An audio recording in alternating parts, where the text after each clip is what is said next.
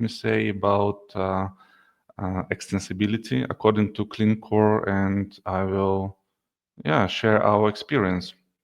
So the structure of the remaining piece would be, I will outline just status quo for our team, like we started our journey. What is important, I will outline what we had to learn before we accepted the challenge. Some slides will be about setup in a system and organizational setup, what we did upfront before we started working according to Clean Core concept for our extensions. And I will, make some summary, and I will, let you know what our achievements or results were after we run that for some of the time. So about status quo, and we go next slide. So in early 2023, our team already had some experience of working with clients having S/4HANA on-prem systems on a different releases like 1809 through 2021. In those projects, our team were, using wide range of classic ABAP extension approaches. We were part of S/4HANA systems upgrade projects, working with clients, supporting them, and we were seeing how much test effort was, how much adaptation was required during those projects, and those projects were really requiring extensive planning, and they were not easy, and I'm pretty sure many of you know that pain. And the effort for migration to cloud from those customers, they were even not, calculated or considered. So we obtained 2 new clients in early 2023 with greenfield implementation, and another I would call green, kind of brownish, because it was not real conversion to S4, but it was, bringing some custom legacy code into it and doing a late adaptation. So those systems, S/4HANA systems, they were on 2022 release level. By that moment, our team already, got experience in virtual data modeling with core data services, working with all data services, building Fiori apps, and we got already trained in RESTful application programming model. So these are quite prerequisites from technical perspective, I would say. And which is important, new clients in their strategy, they put the requirement that upgrades projects have to happen as soon as some new release is available, and even migration to public cloud was put as a long-term goal. So all of that left us no choice but deep dive into Clean Core concept, and we accepted the challenge. So in the next few slides, I will outline what we really had to learn, because that is really important. First, we had to learn what kind of extension options we may have and what are the scenarios of the appliance. And well, in other words, to understand SAP portfolio for extensibility. And when you try to uncover this portfolio, of course, SAP BTP appears. You had many words already about that today. And with understanding of that, we realized that there are 2 types of extension exist, right? Based on where extension run, whether on stack or side by side. Since our clients, which I will be talking about in that case study, were not having BTP, so all the following in this case study will deal with the on-stack extensions. From another perspective, there are another two types of extension based on who performs the extensions and with what instruments, whether developers or business analysts or consultants. In other words, roles primarily with no deep technical background. So again, key user extensibility, not part of this case study itself. However, we have that piece of extensibility approach in our strategy for organizational changes when we implemented clean core extensibility in real life. So overall, it was really beneficial, even it was really not needed directly, but to learn about steampunk, ABAP runtime environment in BTP to some extent, because this is when SAP introduced ABAP Cloud development model. And sometime after, embedded steampunk as ABAP runtime environment for S/4HANA Public Edition became available, and shortly after for S/4HANA Private Cloud Edition and for on-premises systems as well. So overall, it was a huge step to align, like you see it here on the screen, all these environments to have a unique model to build, extensions. Following the rules on that model, one can create cloud-ready and upgrade-safe extensions and applications. And then worth to mention, and you see it on the picture, that classic model, ABAP model, still available as a compromise on a private cloud edition and on-prem systems, but we will touch that on further slides. Okay, so that was one thing which we had to learn. Another thing, of course, this is ABAP Cloud Dev model. Please, let's move on. So this is also must-have topic. Optimized language and all the aspects about the model. So brief overview of rules of this ABAP Cloud model. So there is restricted, but from another hand side, optimized ABAP language version in use.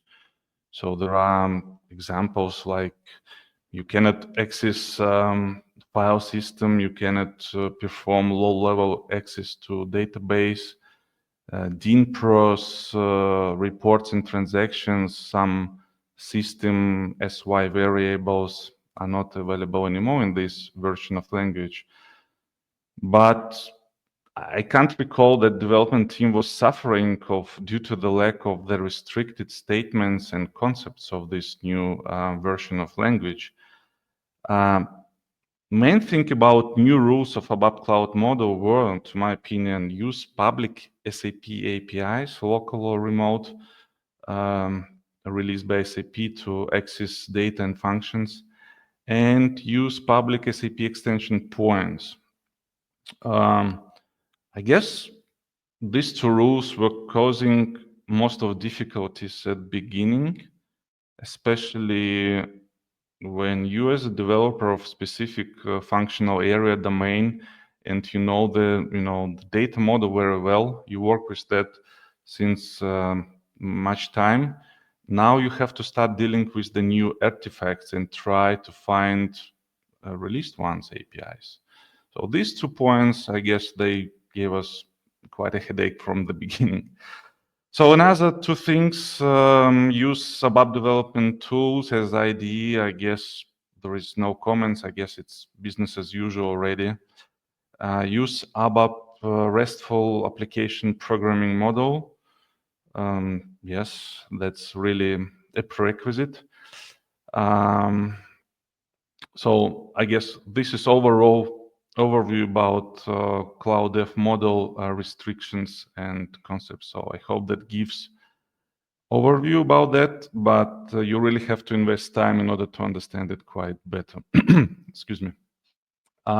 If we go further, and we will touch a little bit on APIs. So as I mentioned, released APIs, and we heard it also from Natasha. This is crucial thing when we are in a clean core concept. So released APIs constitute public interface of SAP data and functions. So this stable interface is the key for the independency of SAP code from customers' extensions. So, to my opinion, personal cornerstone of the success for applying rules of new cloud model is ability to find quick enough best fitting API, or answer yourself that there is no such one at this time. The scope of released local APIs is continuously enhanced, and that already covers major building blocks and many functional areas. Information on the released S/4HANA APIs can be found in Business Accelerator Hub. In the table here, there are examples of most common APIs used in regular projects and information for which can be found in the hub. In addition, developers can always set up in ABAP development tools the repository tree for released APIs. Information about successor released object is provided directly in the details of ATC findings. So you can use it for correction. Well, in some specific case, you even can invest some time and build your own report to search for the released APIs in your system. It was to mention, we never tried that option, but there is a custom influence channel where you can request from SAP to have some API considered to be released. And I'm not sure about the way how it's then delivered to a system, but there is such a way, definitely. And the last but not least concept which we had to learn on our way further was a three-tier model.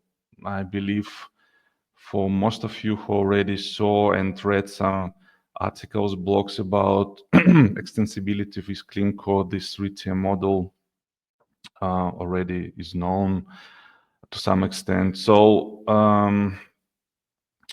you remember that it was mentioned already that alongside with ABAP Cloud dev model, there is a classic ABAP model which coexisting as a compromise at S/4HANA Cloud Private Edition and on-premise systems due to two obvious main reasons.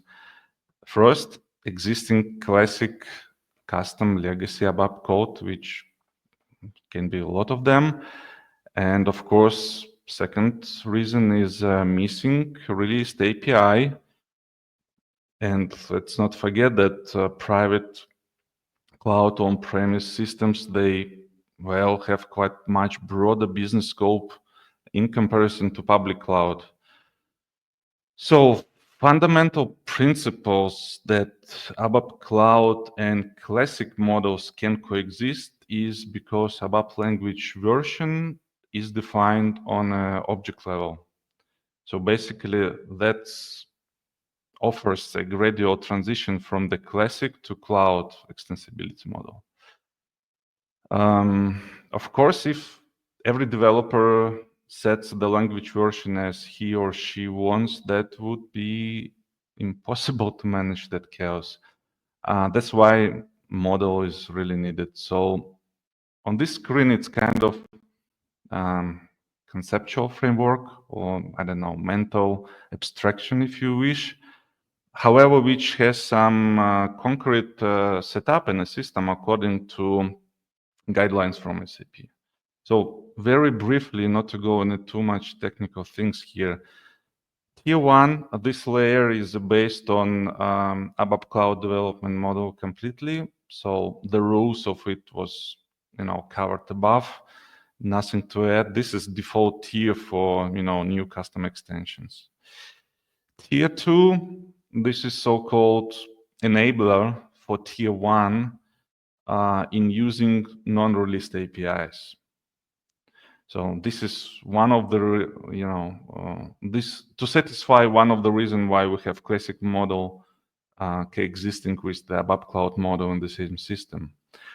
So this is where this is the layer where, let's say, customers released APIs inhabit.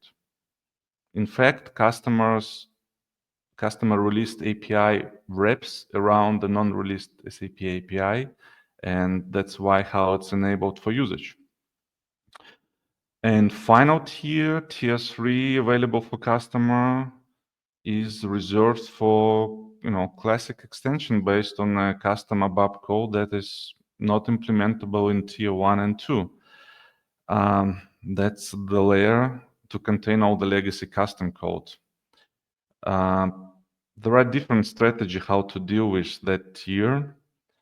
For our client, which at the beginning I was calling with green-brownish implementation, the legacy code was moved to S4 system, and we were dealing with code adaptation with ATC code analysis and quick fixes suggested.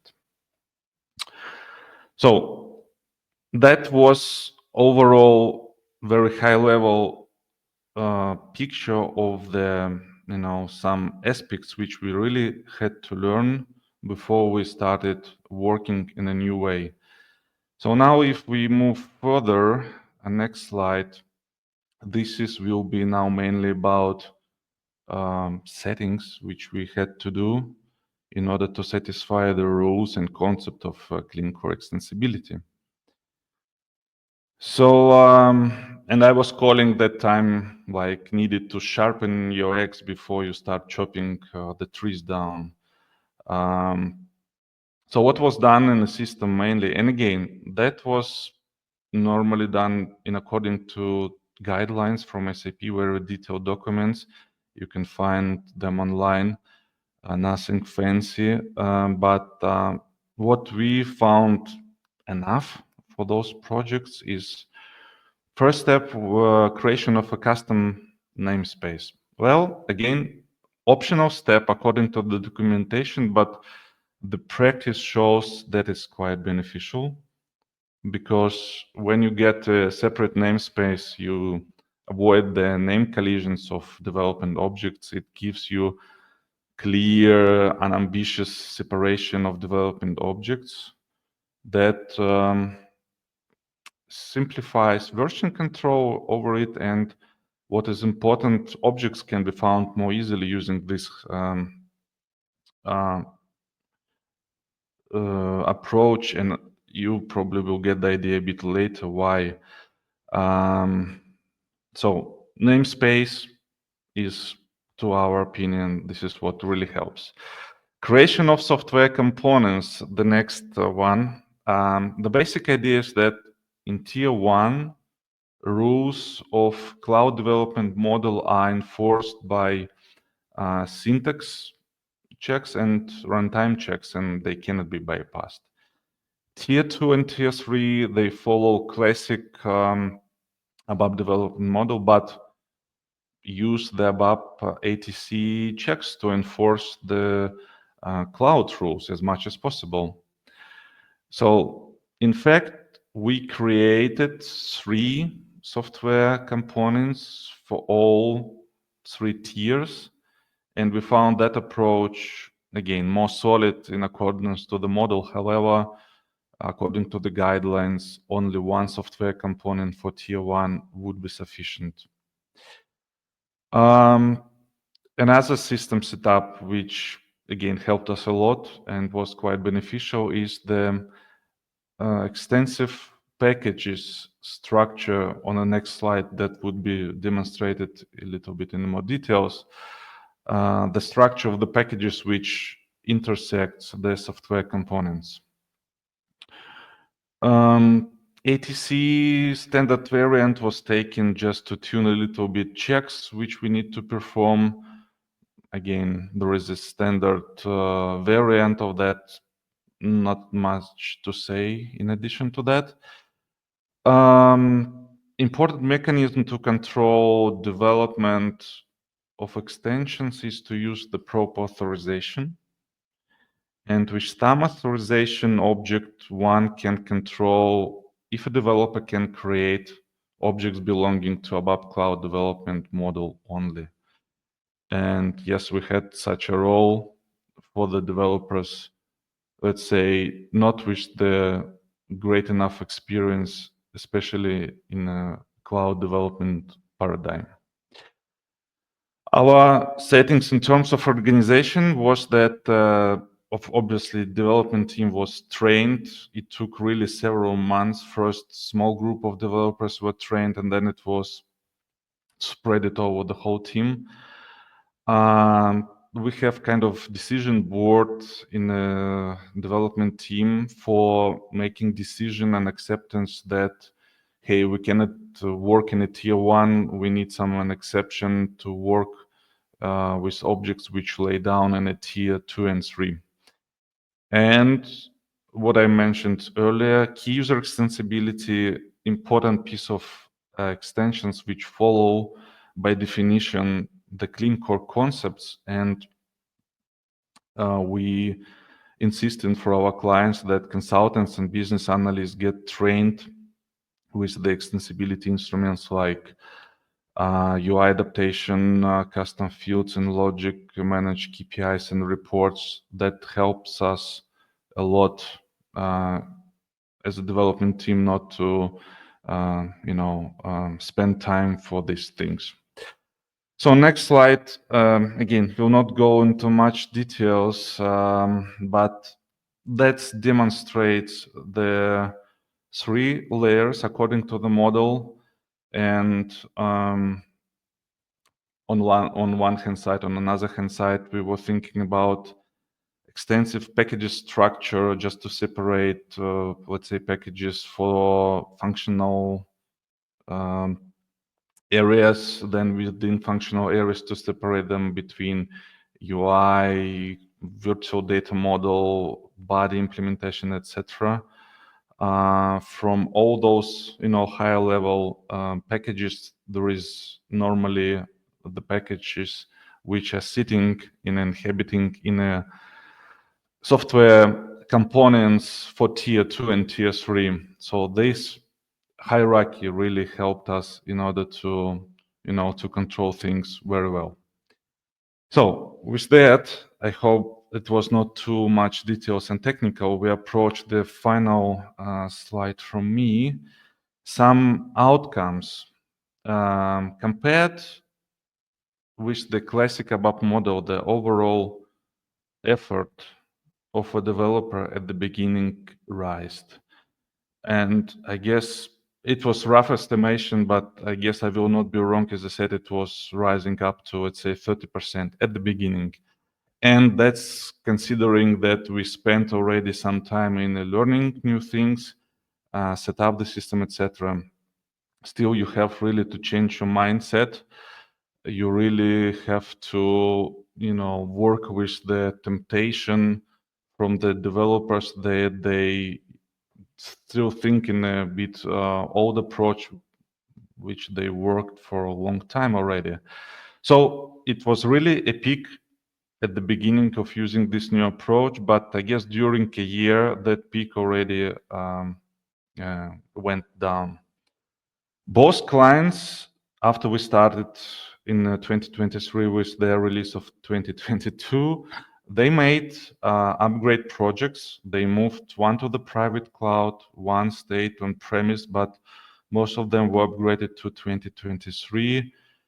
And I can say that those upgrade projects were run as smooth as never before. I guess it took like, I don't know, less than 3 weeks for each client to update those systems, landscape of 2 systems. And I hardly can remember we had some issues during those adaptation phase. Probably we had an issue with forms, but only because of some error we made from the same beginning. I made some counting and I showing here proportion of tier 1 to tier 3 and tier 3 objects at the moment of upgrade was like, you can see it here on the screen. For brownish customer, yes, tier 3 was a little bit high, but again, because some legacy code went to the system and we had to deal with that. But what is important, finally, we grew that team which have a proper mindset. It was not easy, but now we really have skills to accept the challenges of working with the new model, and that's one of our achievement which I like very much. Okay, I think that covers my piece, and hand over to Vladimir. Thank you, Pavel. Thank you so much. Lots of interesting information, technical information. I think it's really valuable for our dear attendees today. All right, we are finally got it through the webinar, as you can see. We are actually super excited to offer an exclusive bonus to our dear attendees today. Thank you for your time. We have a unique opportunity to book a free one-to-one consultation with our expert. That can be Pavel, that can also be other experts, because today we just covered a specific area within the SAP. We also work within the ERP, EPPM, EWM, IBP, so you name it. We've been together with SAP since 1996, so you can just imagine how much work was done over the years, and in terms of the implementation, custom development, consultation, and so on. So please just scan this QR code. You can see it here. You can also PM me directly on LinkedIn, and I will accommodate to the team, and we will get the right person to help you with your specific business needs.